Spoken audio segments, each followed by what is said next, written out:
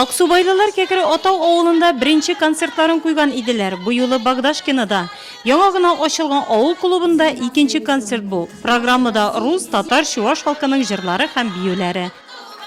Это у нас уже второй концерт. Первый концерт. Бу безнең мәдәният йортында икенче концерт. Беренчесен үзебез авылның үзешчән сәнгатьтә катнашучылар белән берлектә куйдык. Хәзер клубта якты, уңайлы, матур, кешеләргә бик ошый. Ну, здание очень красиво. Городскую мне не надо, деревенскую давай. Җәйге көннең мәшәкате дә зурдан. Авыл кешесе еракка барып концерт карап йөри алмый. Мондый бәйрәм чаралары арыганлыкны бетерә, рухи яктан ял иттерә.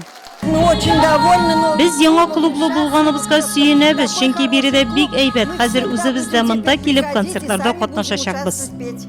Кара-каршы концертлар кую Татарстан Республикасы Мәдәният министрлыгы тарафыннан билгеләнә.